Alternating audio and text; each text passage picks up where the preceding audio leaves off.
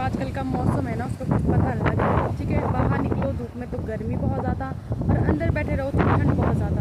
मेरे को तो ये समझ नहीं आती कि आजकल का मौसम है कैसा। पर एयरपोर्ट, ठीक है, यहाँ से जो काफ़ी अच्छा लग रहा है, और साथ में उसके साथ में जो है ब्यास नदी भी बह रही है। तो देखिए बहुत ही अच्छा जो है वो नज़ारा आपको देखने को मिल रहा होगा। तो ये है ब्यास नदी इसके साथ जो बह रही है, और साथ में जो आपको देखने को मिल रहा है वो है बुंतर एयरपोर्ट, ठीक है। तो देखिए